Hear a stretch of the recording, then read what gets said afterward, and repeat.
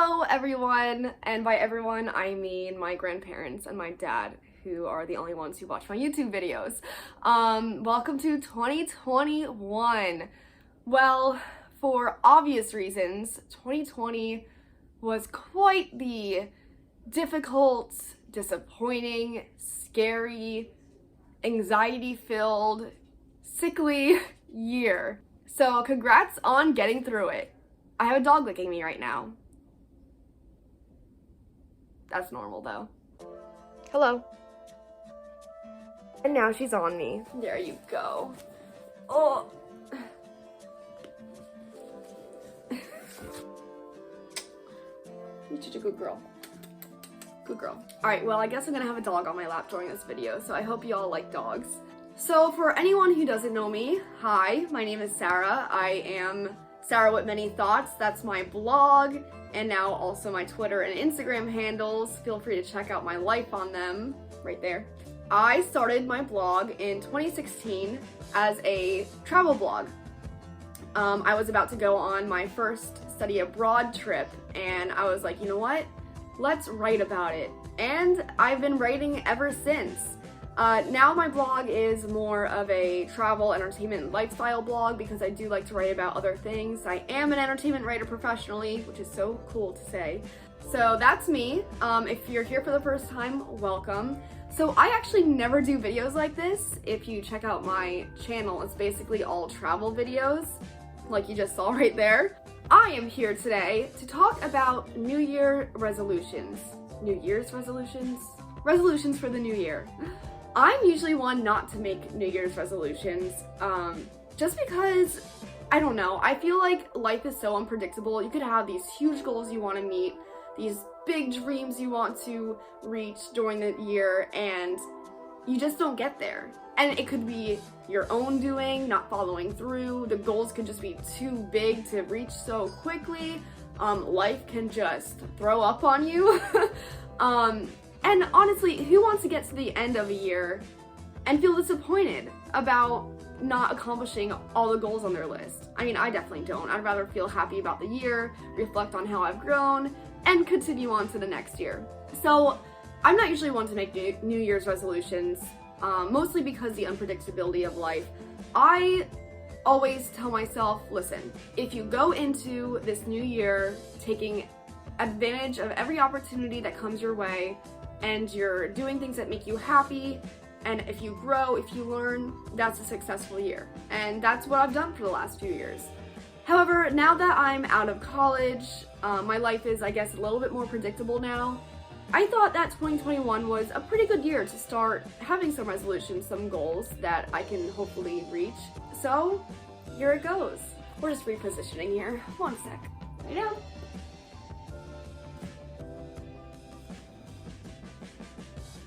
Okay. Hi. Say hi to the camera. Look. Look.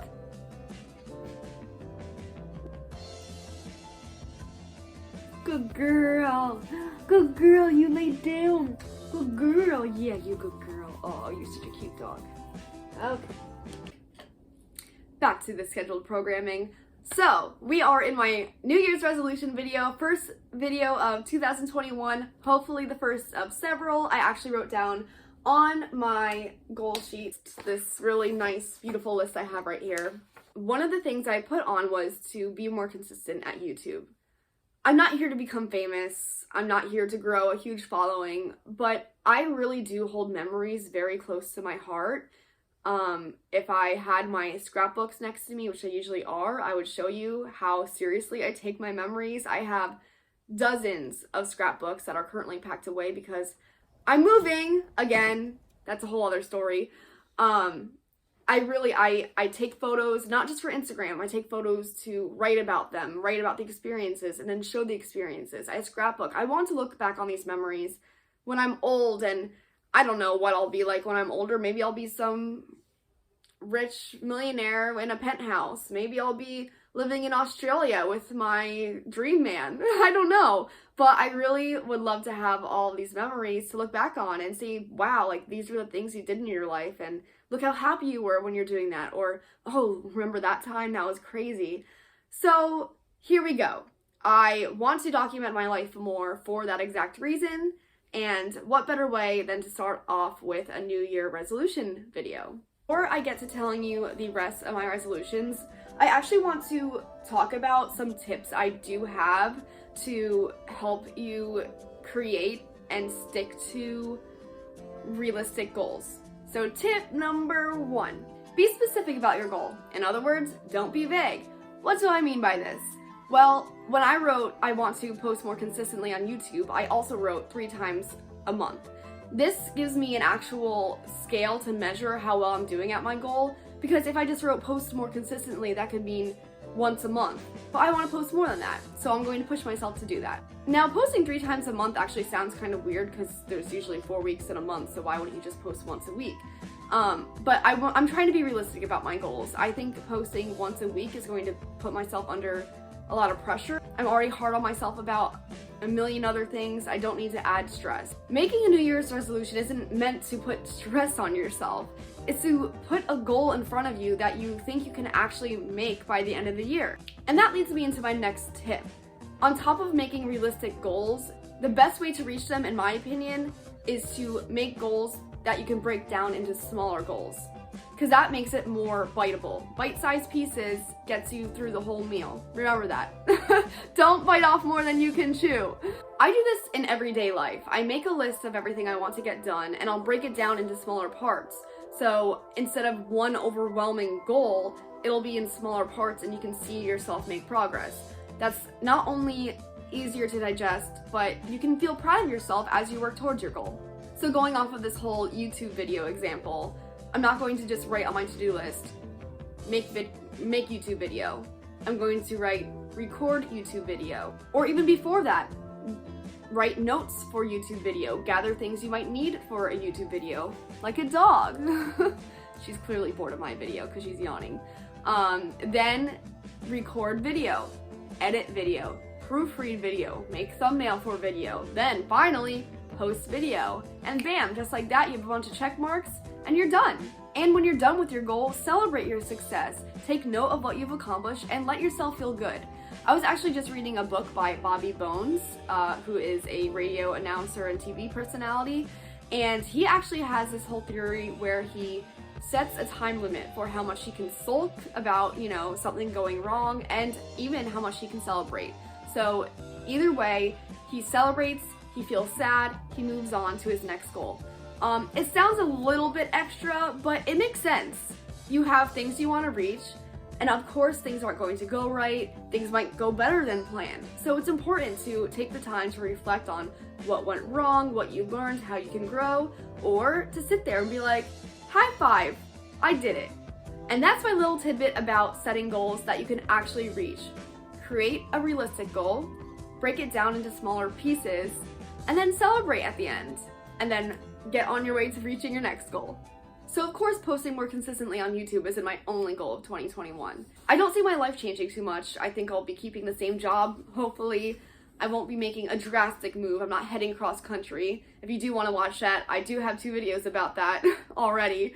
So I think, like I said, 2021 is a good time for me to sit down and really think about what I'm capable of and what I think I can do with my free time outside of work, outside of any other obligations, and really challenge myself in a fun and positive way. So I'm pulling out the handy dandy list once again. Honestly, I don't remember everything I wrote down, which is really sad. I should know what my goals are, but I'll get there. So obviously I said I want to post more consistently on YouTube 3 times a week. 3, not 2, 3. I recently started a thrifting account, which is so exciting. I have loved thrifting for years. I've been doing it for probably about a decade, but I didn't get really serious about it until this last year. And then I discovered that there's this huge thrifting community on Instagram, on the internet, of people buying and selling clothes, and I decided to take a leap of faith and join it. So it's very new, less than a month old at the point of this video, and I'm just kind of testing the waters. I haven't posted my first drop yet, but for this thrifting account, I'm not going to set like, I want to make 500 sales, I want 2,000 followers, because I'd rather have quality over quantity, and I'd rather have good sales rather than me just pushing a bunch of random stuff that I found on the street, you know? So I want to make it count. So while I did write, I want to reach 1.5K on Instagram, my biggest goal for my thrift account is to make the money I spent back. Again, I'm not going to set a random goal of $1,000 for the year, because honestly, I don't know how much stuff I'm going to accumulate. I don't know how much stuff I'm going to sell. That's just like one of the unknowns. So what would be successful for me is making the money that I put into the business back. And then of course, I would like some profit. But at least if we break even, I think I can be happy. This is something actually I used to do in college. I used to send someone, an acquaintance, a friend, you know, a sorority sister, a message. Every day I would send someone a nice message. Now, I want to get that going again. It was a hit among my friends. So, and this doesn't have to be text. It can be an Instagram DM. It can be a comment on Twitter, just saying, hey, I'm so proud of you. So I definitely want to work that back into my routine, because I love making people happy. I like brightening people's days, and it's a simple thing. And it, you know, it can really make someone's day, and you never know what people are going through. Next on my list is actually post consistently on YouTube, but we have talked extensively about that. Next is actually going to be pretty challenging for me. I'm being so honest right now, I don't know if I'll be able to make it, but I'm going to try. I want to write weekly on my blog. Now, in the past, I only wrote when I had travel plans going on. I moved away from that in 2020 because I really didn't write a lot, because I was dealing with the mental stress of the pandemic and a bunch of other things. So I kind of just wrote about how I was feeling. And I don't want to just write about how I'm feeling. I know no one wants to know that I'm sad, or, oh, my boyfriend broke up with me. Like, I know that's not important. But I do want to write a weekly blog. So that being said, I can write about my feelings. But I also want to write about my thrifting for the week. I want to write about that really... Can you hear my dog snoring? She's snoring. I don't know if you can hear, but she is. I want to write about, you know, the cool thing that happened to me this week. I want to write about my travels. Will I travel in 2021? We'll see. The next thing I have on my list is actually very different for me, is to read 6 books. Now, I don't read a lot, which I don't really have a problem with, but I know reading is a good thing. You can learn a lot, you can get a new perspective, you can learn about history, there are endless possibilities in what you can do when you read a book. So, we're going to read 6 books. Now, why 6? I thought some people read 3 books a week. I'll never do that. I don't have the time, I don't have the patience, I really don't. But I think reading 6 books in a year is a good start. I mean, that's 1 book every 2 months, and I think that is, again, a realistic goal. So, we'll see where that goes. I actually recently bought myself a bunch of books off of Barnes & Noble because I had a gift card that I had for literally years, and I was like, you know what, Sarah, it's about time to spend that gift card. So we'll read those books. I do have other books kind of stashed away, so I'm not sure what I'll read, but I'm going to read. So the last 2 things on my list actually kind of go hand in hand, is to wear more things outside my comfort zone and to practice my makeup, which is also outside my comfort zone. You probably can't tell, but I really tried with my makeup today. I've been doing my makeup the same way since middle school, no lie. And I have so much makeup that my grandma has gotten me over the years, and I just need to learn how to use it. So that's definitely a goal of mine. And again, I didn't just write practice my makeup. I said practice my makeup once a month. Now that doesn't seem like a lot for some, but for someone who barely wears makeup, that's progress right there. So got 1 day right here. And then to talk about my wearing things outside of my comfort zone, I'm a very lazy dresser. It's nice working remotely right now because really I wear PJs, sweatpants, boys basketball shorts, and t-shirts every day. And that's what I thrive in. I love wearing that kind of stuff. I love wearing workout clothes, just comfy, stretchy. I love it. But because of Instagram, I'm not gonna lie, people really have taken to their appearance in a way that I don't think anyone expected. I mean, people really care. Now, I'm not one of those who really care. I mean, if you look at my Instagram, Sarah with Many Thoughts, you know, I'm not sitting there showing off like you know, my $1,000 Fendi purse or, you know, dressing to the nines. But it is fun to dress up and to mess around with different styles and fashions, and that's also what part of my thrifting account is for. So I am really excited to kind of experiment with my outfits and my style this year, and of course with my makeup. And also, speaking of out of my comfort zone specifically, I'm still young. I'm younger than 25 years old, and I feel like I have this ingrained in my head that if you show your stomach, you know, you're provocative. If you wear shorts that are too short, like you're a bad person, like thanks society. That's not true. So one thing I do want to do is wear more crop tops. Be okay to show like an inch of my stomach. Like, it's okay. I am young. I don't want to regret not, you know, living my best life while I was younger. So I need to do it. I actually recently bought a bunch of high-waisted, thrifted a bunch of high-waisted jeans and purchased some crop tops. So we're going to see how that goes once the weather is warmer, and hopefully once we can start going out again, I can, you know, really show my finds. I'm really excited to be able to wear the things that I've thrifted over the last few years and really like show it off on my thrifting account on my main Instagram. So we'll see how that goes. So that's it. Those are my goals. I hope that some of my tips help you.